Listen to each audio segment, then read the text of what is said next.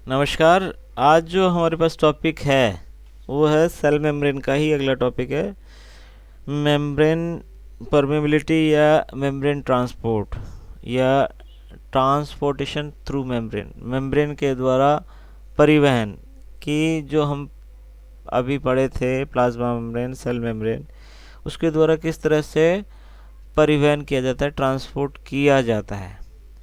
यानी कि होगा क्या कि सेल के जो आउटर सरफेस है वो सेल मेम्ब्रेन से घिरी हुई है।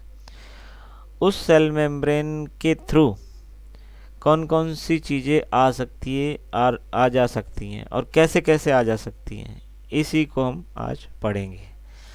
तो यदि सेल मेम्ब्रेन ट्रांसपोर्टेशन की बात करें तो दो तरह का ट्रांसपोर्टेशन मेन होगा। एक होगा पैसिव ट्रांसपोर्टेशन और दूसरा होगा एक्टिव ट्रांसपोर्टेशन।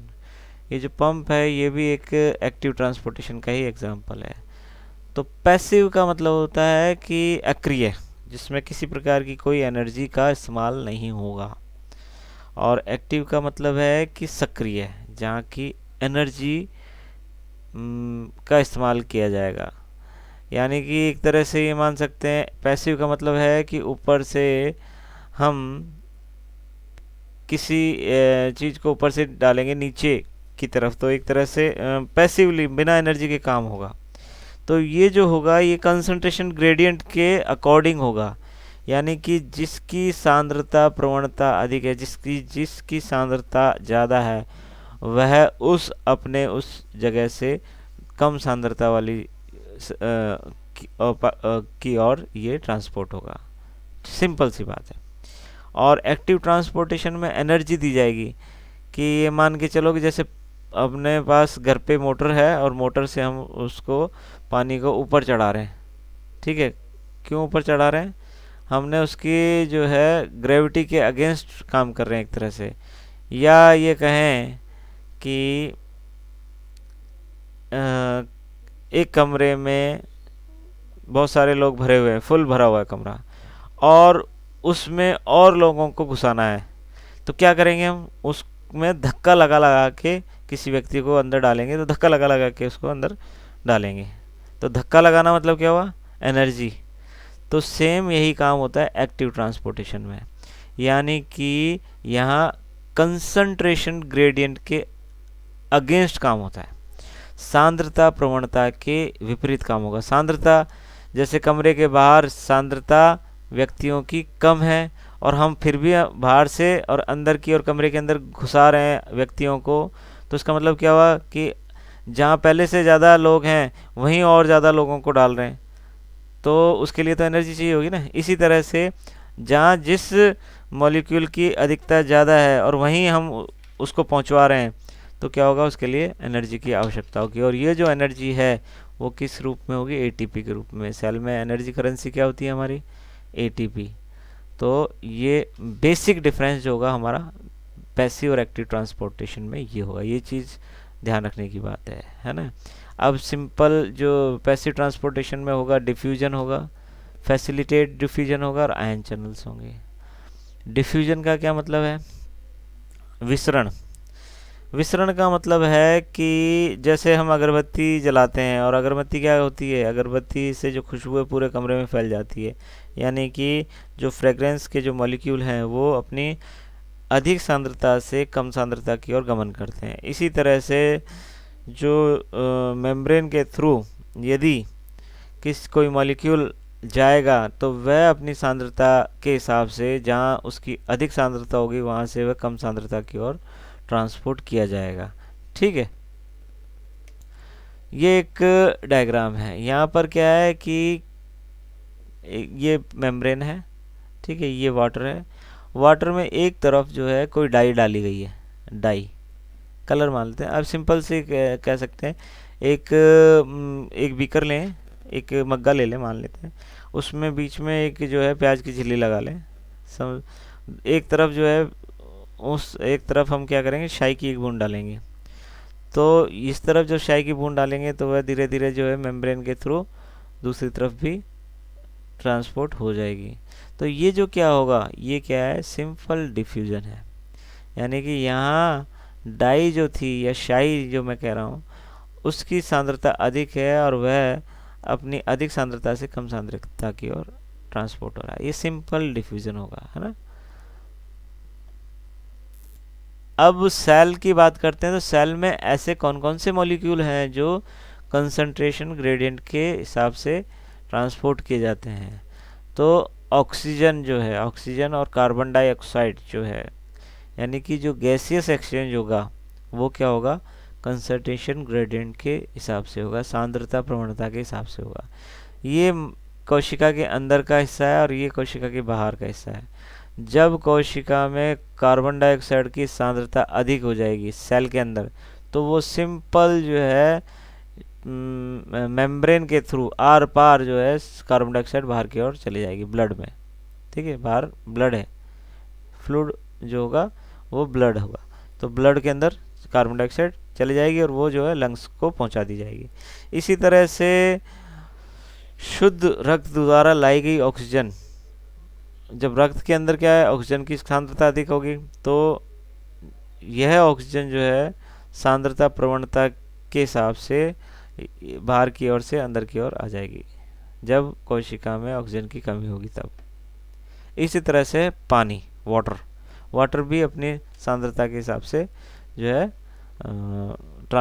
उसका जो है कहेंगे डिफ्यूजन होता है। हालांकि वाटर जो होता है उसका जो ट्रांसपोर्टेशन होता है उसको बोलते हैं ऑस्मोसिस। ठीक है, ऑस्मोसिस जैसे मान लेते हैं एक जैसे किशमिश का उदाहरण हम पढ़ते आ रहे हैं, बहुत छोटी क्लास से हम पढ़ते थे शायद, बहुत पहले छठी सातवीं में भी ये सातवीं आठवीं में पढ़ा होगा आपने कि किशमिश को जो है पानी में डाल दें तो वह फूल जाती है। तो फूल क्यों जाती है वो, क्योंकि पानी जो है वो पानी की जो कंसंट्रेशन है, वाटर के मॉलिक्यूल्स की कंसंट्रेशन बाहर ज़्यादा है, और जो किशमिश है उसमें जो सेल है और उस सेल के अंदर जो साइटोप्लाज्म है वो कंसंट्रेटेड है, यानी कि वहाँ पानी की मात्रा कम है। जब जल का अपनी अधिक सांद्रता से कम सांद्रता की ओर गमन होगा किसी बायोलॉजिकल मेम्ब्रेन के थ्रू, तो इस तरह के जो ट्रांसपोर्टेशन होता है उसको हम कहते हैं ऑस्मोसिस। ठीक है, ये हमने बहुत पहले पढ़ चुके हैं। तो हमारे जो सिंपल डिफ्यूजन द्वारा क्या सेल के आर पार कौन कौन सी चीज़ें जा सकती हैं, वो होंगी ऑक्सीजन, कार्बन डाइऑक्साइड और वाटर। ठीक है, ये तीन चीज़ें होंगी। अब जो दूसरा पढ़ा था हमने फैसिलिटेटेड डिफ्यूजन। फैसिलिटेटेड का मतलब है कि किसी के द्वारा। ठीक है, द्वारा का मतलब क्या हो गया कि कुछ चीज़ें ऐसी होंगी जो कि कंसंट्रेशन ग्रेडियंट के हिसाब से ही काम जाएंगी, लेकिन उनके लिए पर्टिकुलर चैनल बने होंगे, कैरियर मॉलिक्यूल्स होंगे। हमने पढ़े थे ना, कैरियर प्रोटीन्स होते हैं, ट्रांसपोर्ट चैनल होते हैं, प्रोटीन के बने हुए चैनल्स होंगे। तो इन चैनल्स के थ्रू यदि किसी चीज़ का आदान प्रदान होगा, लेकिन होगा किसी के हिसाब से, वही सांद्रता प्रवणता के हिसाब से। तो ऐसे जो होगा उसमें होगा ग्लूकोज। तो हमारे जो ग्लूकोज का ट्रांसपोर्टेशन होता है उसके लिए गलट नाम के जो है ट्रांसपोर्टर या चैनल प्रोटीन पाए जाते हैं, GLUT, गलट, ग्लूकोज ट्रांसपोर्टर, इसको बोलते हैं ग्लूकोज ट्रांसपोर्टर। GLU मतलब ग्लूकोज और T फॉर ट्रांसपोर्टर। तो ये जो गलत ट्रांसपोर्टर होते हैं ये क्या होते हैं,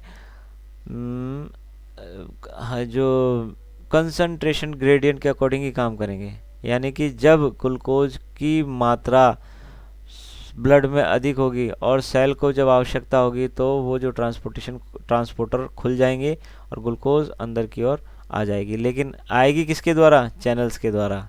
तो इसलिए जब चैनल के थ्रू हो रहा है इसका मतलब ये फैसिलिटेट डिफ्यूजन हो रहा है। डिफ्यूजन तो हो रहा है लेकिन किस तरह का हो रहा है, फैसिलिटेट, किसी के द्वारा हो रहा है, तो इसको कहेंगे फैसिलिटेट डिफ्यूजन। ये जो है इसका वो है उदाहरण। ठीक है, ग्लूकोज, एमिनो एसिड, इन सभी जो है का ट्रांसपोर्टेशन जो होगा वो फैसिलिटेट या चैनल्स प्रोटीन के द्वारा होगा। ये एक चैनल प्रोटीन है और इसके द्वारा इस तरह से ट्रांसपोर्टेशन होता है। ये दोनों जो है में अंतर है, सिंपल डिफिजन और फैसिलिटेट डिफिजन। सिंपल डिफिजन में क्या है, मेम्ब्रेन के थ्रू होगा, जबकि फैसिलिटेट में किसी न किसी चैनल के थ्रू होगा। अच्छा, वाटर के ट्रांसपोर्टेशन के लिए भी जो है चैनल पाए जाते हैं, उनको बोलते हैं ज़्यादा। जब वाटर जब कुछ ऐसी कोशिकाएं होती हैं जिनमें कि पानी का ट्रांसपोर्टेशन बहुत अधिक होता है, उनमें क्या होगा कि कुछ चैनल पाए जाते हैं, उनको बोलते हैं एक्वापोरिन्स। उनको कहेंगे एक्वापोरिन्स, ठीक है। एक्वा मतलब वाटर और पोरिन्स मतलब पोर्स, ठीक है, पानी के चैनल्स। अब कुछ आयन चैनल्स भी पाए जाते हैं जो कि आयंस का जो है ट्रांसपोर्टेशन करते हैं, जैसे सोडियम, पोटेशियम, क्लोरीन और कैल्शियम। इनका जो ट्रांसपोर्टेशन होगा वो क्या होगा, आयन चैनल्स के द्वारा होगा। ये पर्टिकुलर चैनल्स होते हैं जिनके द्वारा कि इन पर्टिकुलर जो है आयंस का ट्रांसपोर्टेशन होता है। इसमें दो तरह के जो है पोर्ट्स पाए जाते हैं, एक होता है सिम्पोर्ट्स और होता है एंटीपोर्ट्स। सिम्पोर्ट्स का मतलब होता है कि मतलब एक साथ दो आयंस का ट्रांसपोर्टेशन हो रहा है, सेम मतलब दो आयन एक साथ उसमें उस चैनल के द्वारा जा रहे हैं एक ही समय पर, तो उसको बोलेंगे सिम्पोर्ट। और एंटीपोर्ट का मतलब होगा कि एक आयन तो जा रहा है और दूसरा आयन उसके बदले में बाहर आ रहा है, तो ऐसे जो चैनल होंगे वो कहलाएंगे एंटीपोर्ट्स। ये जो है सिम्पोर्ट और एंटीपोर्ट का एक उदाहरण है कि सोडियम और शुगर जो है उसका जो है साथ साथ ट्रांसपोर्टेशन होता है, उसको बोलते हैं सिम्पोर्ट। और सोडियम और पोटेशियम जो होते हैं वो एंटीपोर्ट के द्वारा ट्रांसपोर्ट किए जाते हैं, यानी कि सोडियम आयन अंदर आएंगे तो सॉरी पोटेशियम आयन अंदर आएंगे तो सोडियम आयन बाहर जाएंगे उस दौरान, तो इनको कहेंगे एंटीपोर्ट्स। और ऐसे जो है ट्रांसपोर्टेशन को बोलते हैं को ट्रांसपोर्टेशन, यानी कि एक साथ ट्रांसपोर्टेशन होता है। दो चीज़ों का यदि एक साथ ट्रांसपोर्टेशन हो रहा है तो उसको बोलते हैं को ट्रांसपोर्टेशन। अब बात करते हैं एक्टिव ट्रांसपोर्टेशन की। तो एक्टिव ट्रांसपोर्टेशन में जो है भाई हमने जैसे मैंने बताया कि एनर्जी का उपयोग होगा। एनर्जी उपयोग क्यों होगा, क्योंकि उसमें हम कंसंट्रेशन ग्रेडियंट के अगेंस्ट काम कर रहे हैं, ठीक है। जहाँ कंसंट्रेशन ज़्यादा है वहीं हम और पहुँचा रहे हैं, तो इसमें क्या होगा कि हमारी सेल के अंदर कुछ आयनों का इस तरह से ट्रांसपोर्टेशन होता है, ख़ास तौर से न्यूरोनल जो सेल्स है, न्यूरॉन्स के अंदर इस तरह का होता है।